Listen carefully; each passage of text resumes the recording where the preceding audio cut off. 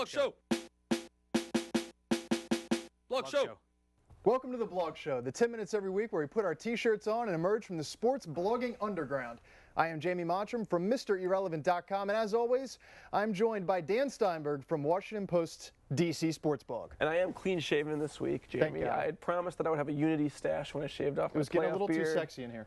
and I just didn't do it. Oh, well. Anyhow, we're going to take you through the world of blogs, and whenever we mention a blog or a blogger, we're going to give you a little ding, and a blog or a blogger is going to get his or her wings. Well, the big topic this week was the NFL draft. It may be a week old, but bloggers are still blogging about it, most notably Joe Thomas, the number 3 pick overall by the Cleveland Browns left tackle from Wisconsin. His aunt showed up at the NFL draft with a mohawk and the NFL logo painted into the side of her head, also a Wisconsin Badger earring dangling from her earlobe, and a neck tattoo. Right. I mean, reminding everyone, I think, of Jeffrey from Project Runway last season. I love Jeffrey Sabalia, but a Cleveland fan has to be glad that their top pick has an aunt that's, toughness runs in the family.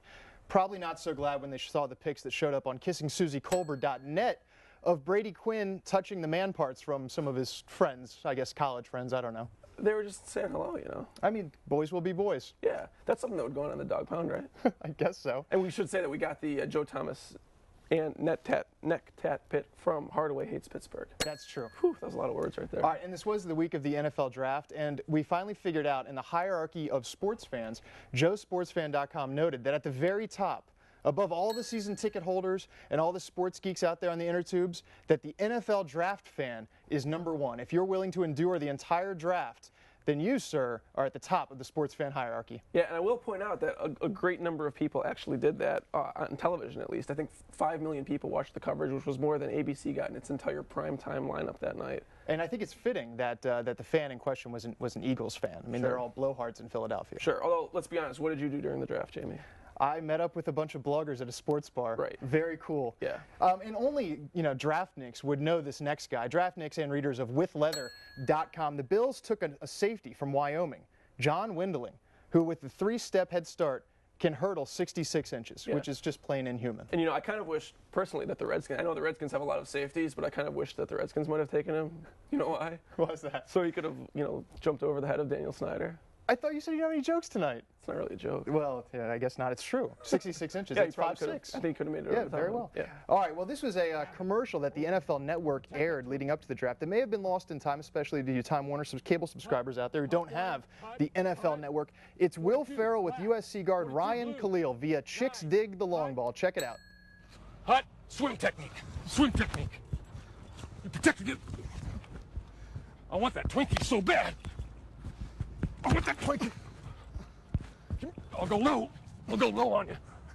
I think the funniest thing about that, aside from the swim move technique, was the bike shorts with the too tight track jacket unzipped down to the belly button. I thought he was looking good. He maybe got overwhelmed a little bit on the line, but I will say, as a Redskins, you're a Redskins fan, I'm correct? Absolutely. Look at the shirt. The Hogs. I think he could probably help out the defensive line a little bit for the Skins. They could use some help. I wish they took a guy in the top 6 instead of, whatever, aforementioned safety. Right. Well, while we're on the subject of the draft, a lot of bloggers have been ripping Matt Millen, not just this year for taking Calvin Johnson, but years past. They've taken a wide receiver in the top 10 4 times. And here's Matt Millen's response to being ripped by bloggers and such. He's not big on, quote, that internet thing.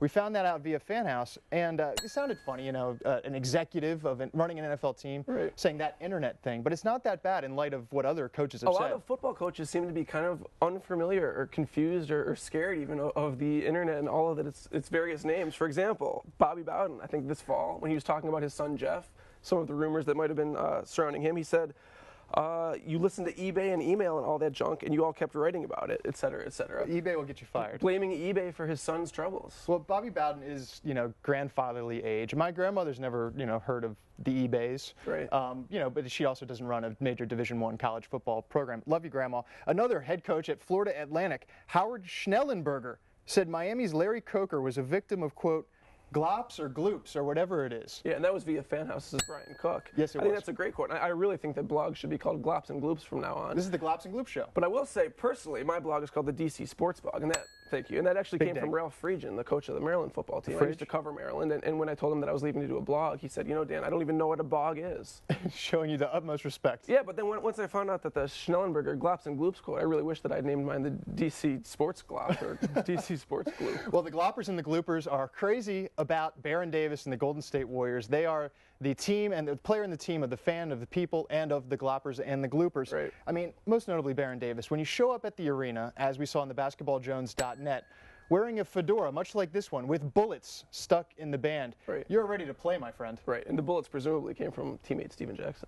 Yeah, we'll talk about him in a moment, but I mean, the man of the hour is Baron Davis, and the Baron beard is really the star of the show. The hype guy on Fan House once again mentioned that the key ingredients of said Baron beard are 75% rabid, loyal Golden State fans, 20% rabid, loyal Golden State fans who look like Jessica Alba, and 5% magic. And you know, I think Deadspin, one of the most prominent sports blogs, Haven't heard of it.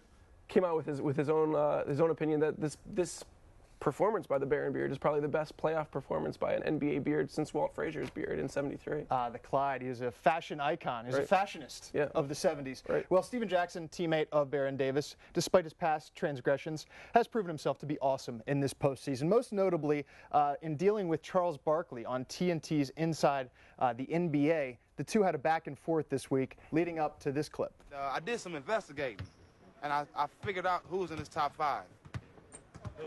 You got 5 people in front of you. McDonald's, Domino's, Burger King. It was Subway, but he pushed them out for Cinnabon, and Krispy Kreme is last on his list. And not only do I admire Steven's use of Cinnabon in mocking Charles Barkley, but also his fashion. I mean, much like myself wearing the Hogs tee, he's wearing his own version of the Mavericks. Right. It looks very nice. Those We found tees- that one on Yay Sports. And where did those come from? That particular one? The design. Well, you know? originally it was the Beatles, right? And then but they're everywhere now. Undercrown brought it back for the UNLV great teams with Larry Johnson and so on and so forth. No, and they're so on. everywhere, including on your chest. One more thing about Steven Jackson was a story in the Contra Costa Times, which is actually a real media source and not a blog. Again, Picked haven't up, heard of it. Picked up via Fan House, in which Steven Jackson, leaving the arena, kind of taunted some Dallas fans by pulling a wad of cash out of his pocket, and taunting the fans with it, and then proceeding to pronounce himself a bad word, which I'm not allowed to say on regional television. Steven Jackson providing blog fodder well into the postseason. Well, last week we showed all these soccer goals that were kind of, you know, one guy hit it off his bum, one guy off his groin, Yeah. you know, into the net. Well, this week we're going to get a little bit more random and show all you viewers out there some world-class trampoline dunks. But before we get to the really good ones, we want to show you the really bad ones. The first one comes from the aptly named Basketballful. It's a guy trying a tramp dunk, and it ends with him slamming into the backboard. Yeah, and I saw this one on a lot of blogs, and I'll be honest, I kind of doubt the validity of some of these, but that's cool. There's this other one that we kind of just saw randomly floating around the internet, and this is of a guy whose leg seems to have gotten into the dunking act. Yeah, it's one of the more painful things. I was actually on the phone with you, and you saw this for the first time, and I thought you had, like, burned your hand or something. Yeah, it's ugly. Yeah, and in a really funny way. We can laugh at other people's It's expense. ugly. And I think the reason that we're doing this week is because there was a playoff game, I think a Dallas Mavericks playoff game, in which a fan was able to do a kind of trampoline exhibition, and it didn't really go so well. We saw this one in awful announcing. Yeah, saw an awful announcing, and I love how after he takes off and he's going to come up well short, Yeah. he continues to pump his legs as if running in midair will get you to the rim. It was a valiant effort. But one guy who knows how to trampoline dunk, and a guy who holds, you know, residence near and dear to my heart, is Gilbert Arenas. Right. And at the NBA All-Star game, he was sitting there on the bench for a timeout, and Shaq bet him, while the entertainers were out there doing the trampoline dunks, that he couldn't get into the line and do his own thing. Right. Gilbert took off between the legs, midair, threw it down off the tramp. Right. The 700 level was actually there at the game in the stands, took a nice video of this. I appreciate that. And then I think another great trampoline dunk featured a Houston Rockets cheerleader or dance team member or whatever you want. And my favorite part about this one is her hair. Her hair kind of remains vertical throughout the entire dunking process. Glad you were admiring her hair. Yeah. You know one thing about cheerleader trampoline dunks? Do you remember what happened to the Wizards all-star cheerleader or dance team member Crystal? There was an injury. Yeah. Trampoline dunking also. She tried to do a tomahawk slam and she tore her ACL. Well, you have to go back to So the kids, blog be careful archives when to you find trampoline that. dunk. But on the topic of trampoline dunks, we can't go without saying and showing the world's greatest, or at least longest, trampoline dunk. This was on Japanese TV. Enjoy the suspense and the payoff. 6m30 のトライ 6m30 のトライ 6m30 のトライ And that one was via the indispensable True Hoop. but I think we've shown enough trampoline That looks dunks totally fake to me. for by the 1 way. week. No way that's fake. Totally fake. Where was the wire? All right, media winners or losers. Part of what we do here in the blogosphere is critique and watch those in the mainstream media, although I think you're a member of the mainstream media with the Washington Post. Anyways, winner of the week, CBS, for putting Christian Okoye, of all people, in their new reality series about pirates. Yeah. Arr. There's a good one-liner, one-worder. Gosh. Actually. It's tough. That tough on one the really lungs. got you. Yeah. And that gives us an excuse to play what was going to be last week's YouTube clip of the week, Christian Okoye running unstoppable across the field in Tecmo Bowl via the Tecmo blog. Thank you. All right. A loser? Loser of the week, yes. Versus, I suppose, for putting Brian Engblom on with his massive fake mullet. Yeah, if you wear a fake mullet on national TV, you're going to be a loser. Yeah, my daughter's got a real mullet. And that one was via Sports Hernia. Lukewarm, GQ, for putting a full-page picture of Moises Alou with steaming urine all over his hands. Gee whiz. And if you don't know the background story behind that, Google it. We found it on copyranter.com. Did you hear when I said gee whiz or not? No, that was pretty good. Thanks. Yeah. My sometimes it cheese takes a of the minute. week, yeah, thank you very much. My cheese of the week is going to be a Winchester Gouda. It's an aged Gouda, very caramely, from Winchester, California. They've got different ages, but I prefer the well-aged one. And I'm having this as my cheese of the week because I found out that Deshaun Stevenson wears a little rubber band on his wrist that says Gouda in honor of cheese, meaning money. Lots of bog fodder out of Deshaun Stevenson. And you know what? I used to make fun of you for your cheesiness, but last week's Mobe was delicious. Thank you. All right, before we go, we got to play the YouTube clip of the week. This is my pick via Fan House. It's former Mets and Rangers manager Bobby Valentine. He's now over in Japan doing a little ballroom dancing to J-pop band Dean. Enjoy. Arr. 君を喜ばせる君を愛してるから空に祈り捧げキスを交わそうよ Let us do it again Full show wardrobe provided by YaySports.com and Mothering Hut Design. Yes, that was Blog Show for this week. Compliments of Dan Steinberg. And of course, he is the DC Sports Bogman on WashingtonPost.com. You can get it at the URL highlighted right there. And Jamie Mottram, purveyor of the AOL Fan House, as well as MrIrrelevant.com.